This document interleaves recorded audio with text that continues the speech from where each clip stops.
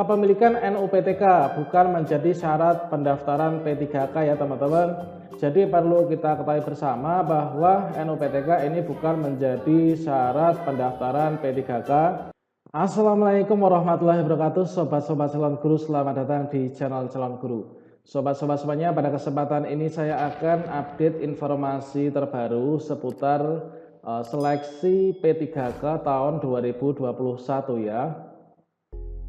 Nah, di sini kita akan mengulas yaitu resume rapat koordinasi P3K di Denpasar, Bali tanggal 10 sampai 12 Desember tahun 2020, yang mana konten ini saya cuplik dari postingan salah satu kawan kita yaitu Bapak Faisal Jogyalinggo pada grup Facebook yaitu CPNS P3K dan Guru Indonesia 2019, yang mana di sini sudah memiliki banyak sekali view dan juga banyak sekali ratusan komentar ya.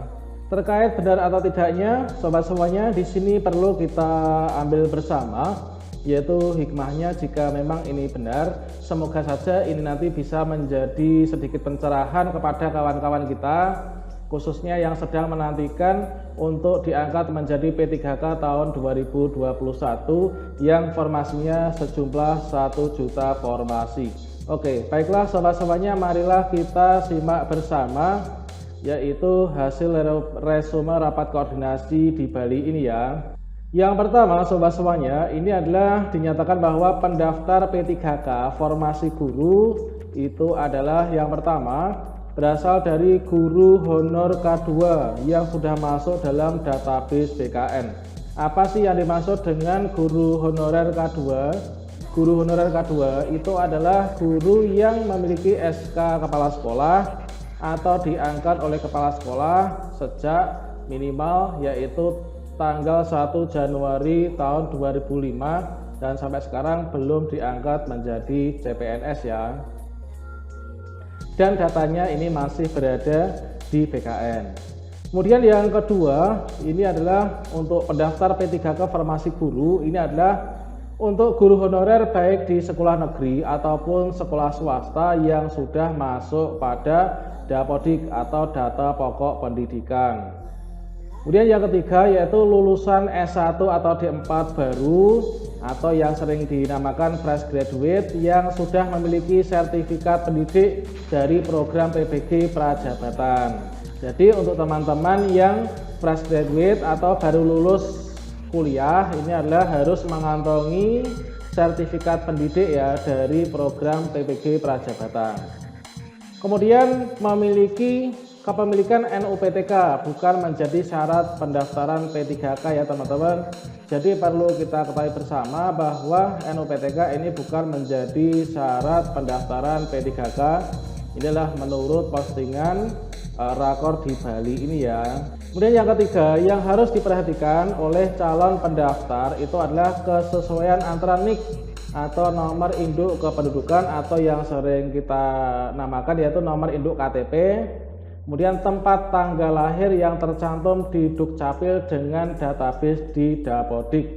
Jadi ini adalah harus sesuai ya teman-teman, antara identitas pribadi di KTP dan di Dapodik itu harus sama. Kalau misalkan belum sama, ini untuk antisipasi sobat semuanya ini segera samakan ya. Kemudian yang keempat, NIK yang ada di Dapodik atau info GTK harus benar dan sesuai dengan NIK yang tercantum di Dukcapil atau Dinas Kependudukan dan Pencatatan Sipil. Apabila terdapat ketidaksesuaian antara Dapodik dan data Dukcapil, maka yang harus dilakukan adalah apa? Yang pertama, cek data NIK tersebut di Dukcapil. Jadi kita datang ke Dukcapil untuk menyesuaikan NIK kita ini sesuai enggak sih? NIK kita ini adalah NIK kita atau NIK orang lain?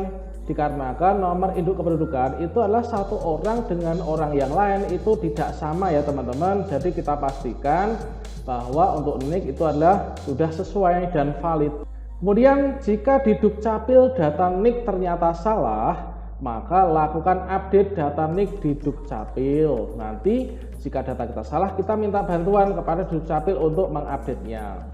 Kemudian yang ketiga, setelah data NIK di Dukcapil sudah benar, lakukan perbaikan data NIK di Verval PTK login operator sekolah pada fitur perbaikan identitas dengan mengupload scan KTP atau KK asli yang sudah benar. Nah, jadi ini adalah teman-teman langkah berikutnya, ini kita memerlukan bantuan KK operator sekolah ya. Kemudian setelah Dinas Pendidikan menyetujui perbaikan, maka lakukan sinkronisasi Dapodik untuk proses perubahan NIK di Dapodik.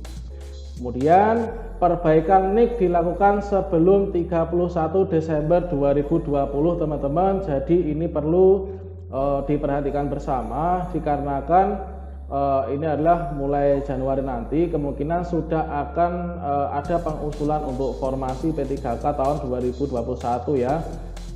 Jadi segera ditindaklanjuti. Berikutnya yang kelima, pendaftaran P3K dilihat dari kualifikasi ijazah yang linier dengan formasi yang ada.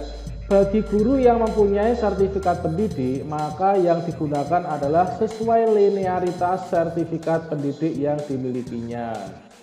Kemudian verifikasi data guru calon peserta P3K yang sudah masuk Dapodik dilakukan melalui laman info PTK dengan melakukan verval ijazah. Jadi teman-teman, verval ijazah itu adalah fungsinya adalah seperti itu ya. Yang harus diperhatikan ketika melakukan verval ijazah itu adalah diantaranya yang pertama teman-teman, verval ijazah tidak digunakan untuk menentukan apakah guru atau calon tersebut layak atau tidak untuk mengikuti P3K. Kemudian verval ijazah digunakan untuk memverifikasi kepemilikan ijazah yang di cross check dengan database Dikti. Yang harus diperhatikan ketika memverifikasi ijazah adalah nama mahasiswa, nama perguruan tinggi, nama prodi, nomor ijazah, nomor induk mahasiswa, dan tahun lulus kuliah. Jadi ini perlu kita perhatikan bersama ya. Kemudian apabila memiliki S1 atau D4 lebih dari 1, maka yang dilakukan verval ijazah adalah yang linear dengan formasi yang akan dipilih. Nah, ini banyak sekali yang bertanya pada kolom komentar teman-teman ya. Gimana kalau ijazahnya ada 2, itu pilih yang mana gitu ya.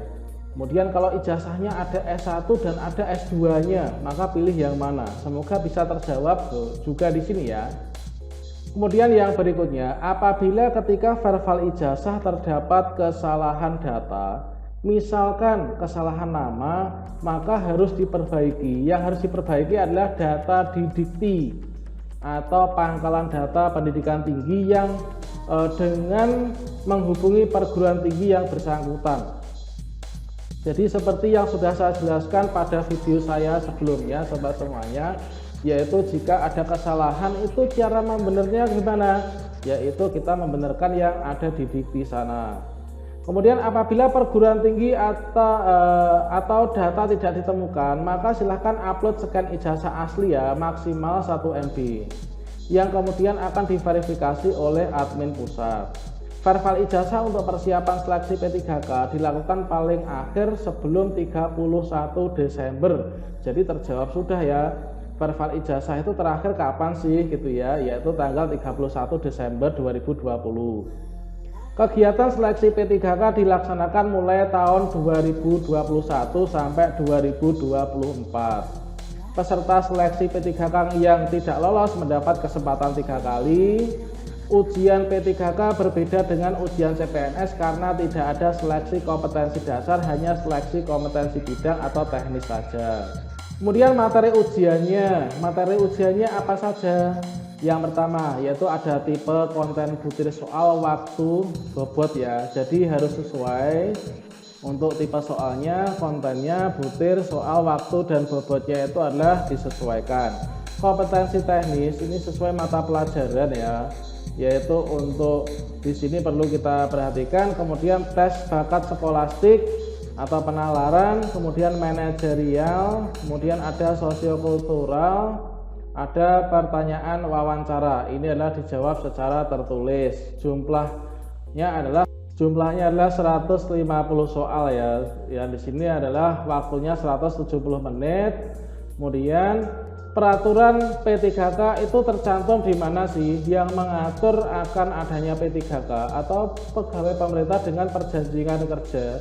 Itu tercantum dalam yang pertama, Undang-Undang Nomor 5 Tahun 2014 yang menyatakan bahwa ASN itu terdiri dari dua bagian. Yang pertama itu adalah PNS dan yang kedua adalah P3K atau pegawai pemerintah dengan perjanjian kerja. Kemudian dikuatkan dengan peraturan pemerintah nomor 49 tahun 2018 yaitu tentang manajemen P3K. Kemudian Perpres peraturan presiden nomor 38 tahun 2020 tentang jenis jabatan yang dapat diisi oleh P3K. Kemudian Perpres 98 tahun 2020 tentang gaji dan tunjangan P3K. Kemudian Permenpan RB nomor 70 tahun 2020 yaitu masa hubungan perjanjian kerja P3K. Kemudian Permenpan RB nomor 72 tahun 2020 tentang perubahan atas peraturan Menteri Pan RB nomor 2 tahun 2019 tentang pengadaan P3K untuk guru, dosen, tenaga kesehatan, dan penyuluh pertanian.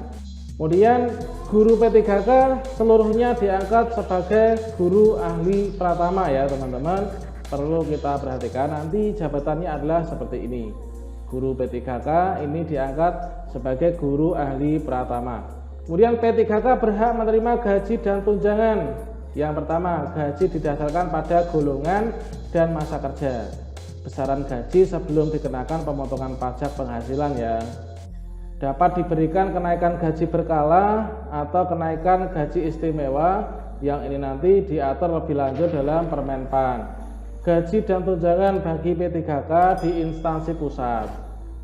Kemudian marilah teman-teman kita berdoa dan berusaha bersama-sama semoga kita lolos seleksi P3K tahun 2021. Jangan lupa teman-teman silakan subscribe channel ini dan bunyikan notifikasi loncengnya karena kedepannya nanti akan saya update terus informasi tentang P3K termasuk cara daftar, latihan soal dan lain sebagainya. Jangan lupa dibagikan juga terhadap rekan-rekan kita yang lain ya. Baiklah demikian, semoga bermanfaat. Mohon maaf jika ada kesalahan. Sampai jumpa. Wassalamualaikum warahmatullahi wabarakatuh.